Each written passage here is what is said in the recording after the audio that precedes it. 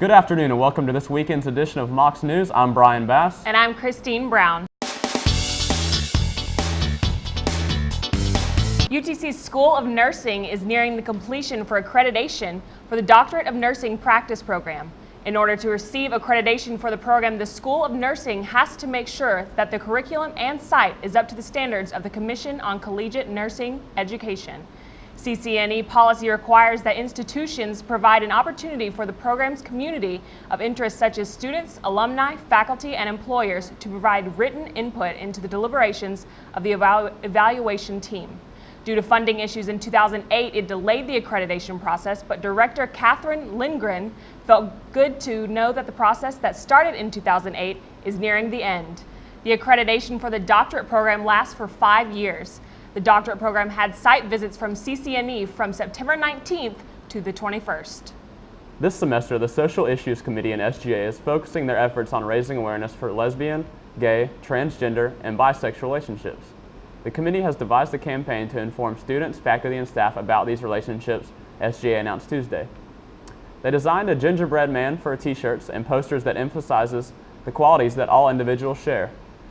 Stay tuned to hear updates of this campaign to raise awareness. Also in Tuesday's meeting, SGA allocated $800 to fund a duo piano recital titled Midnight in Paris and $600 to the Meacham's Writing Conference. SGA also allocated $275 for 3 sandwich boards for the Social Issues Committee. They gave $142 to the Film Club for the purchase of supplies for their new member party. $100 also went to reimburse Omega Phi Alpha for the purchase of supplies for their incoming pledge class recruitment process. SGA also voted to change their bylaws in Article 2, Section 3.4 from dorm programming to residential programming to better fit the structure of UTC's residence halls. SGA has roughly $67,000 left in their budget for the year. The lip sync competition this year had everyone taking a musical trip back to the 90s. All the groups who competed incorporated a Nickelodeon 90s theme, singing and dancing to music.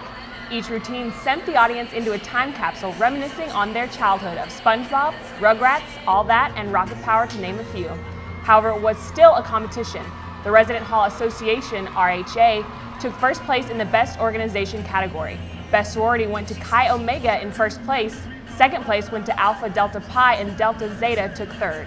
Lambda Chi took first place for Best Fraternity, Kappa Alpha came in second, and Kappa Sigma took third place. We have the winners of the step show and recaps of the evening. Also, UT student Riley Draper has started his own company.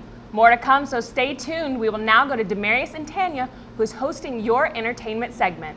Thank you, Brian and Christine. I am Tanya Temple. And I am Demarius Wiggins, and this is the entertainment segment for today. Let's start with Go Watch It or Redbox It. This weekend, The House at the End of the Street, Judge Dredd, and The Problem with the Curve are in theaters. Not much to talk about except for The House at the End of the Street, probably because of Jennifer Lawrence. Let me know what we should do, if we should go watch it or Redbox it. You can email me at sln724@mocs.utc.edu. Later. For this week's Interlude Intermission piece, I will discuss instrumentals, the role they play in my segment, the vibe they bring, and the impact they have on hip-hop, entitled None Other Than Instrumental. Tune in. Thanks for joining this edition of Entertainment. We will send you over to Christine for your faculty feature segment. Thanks to Demarius and Tanya. Time for your UTC faculty feature segment.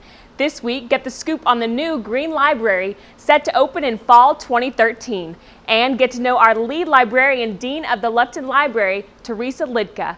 Next week, I'm heading to the Challenger Learning Center to meet Director Thomas Patty. To meet more of UTC's faculty, check out our YouTube videos posted every week and tune in to Housing Channel 98. Thank you, Christine. Hello, I'm Ashley Brockman. And I'm Teresa Simpson. UTC's McKenzie Arena felt the competitive stumps of this year's homecoming step show. Mocs News was there to capture each step and get the final score and winners from the judges. Sigma Kappa took home the first place trophy for Best Sorority, and RHA won for Best Non-Greek Performance. The winner for Best Fraternity Step was Kappa Sigma. There were many theme-based performances, including Batman and the Joker, Invader Zim, and Special Matrix tribute to Chancellor Brown from Alpha Phi Alpha. The step show is one of the most anticipated events of UTC's homecoming week each year. Keep watching us over the next couple of days for more updates and recaps on the homecoming events. Senior Riley Draper helped form We Counsel, dedicated to helping connect patients with therapists and doctors nationwide. We Counsel began in 2011 by Harrison Tyler, Riley Draper, and Joshua Goldberry as a way to change the face of psychiatry today, Draper said. Well, now over 95% of therapists have actually used the telephone to conduct a session with one of their patients. And that's problematic because only 8% of communication is actually verbal. So a lot is lost in those sessions. A lot of, the other 92% is facial expressions, other gestures and body movements. And now that we're implementing video conferencing, it's a nice step up from the telephone because we can actually get that 92% back. We can get all those facial expressions and the body movements and gestures. So ultimately it makes for a much better, a much cleaner and more efficient and effective session with the patients. Draper says UTC and the Counseling Center have been great resources in helping progress the business, and 2 members of the Counseling Center are now on the advisory board.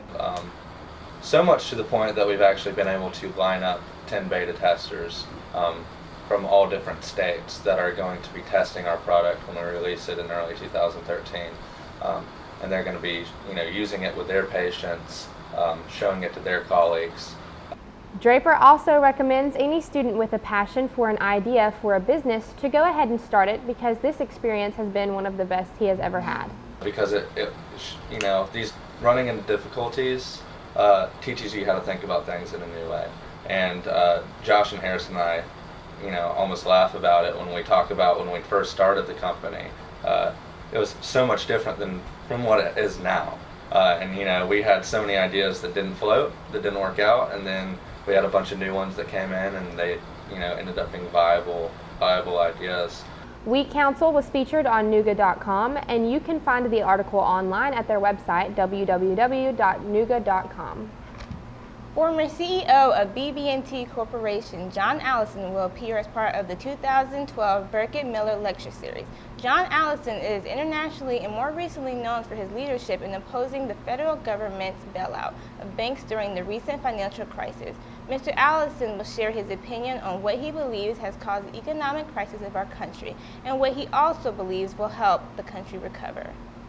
This event is free to the public and will take place in the University Center Auditorium, October 8th at noon.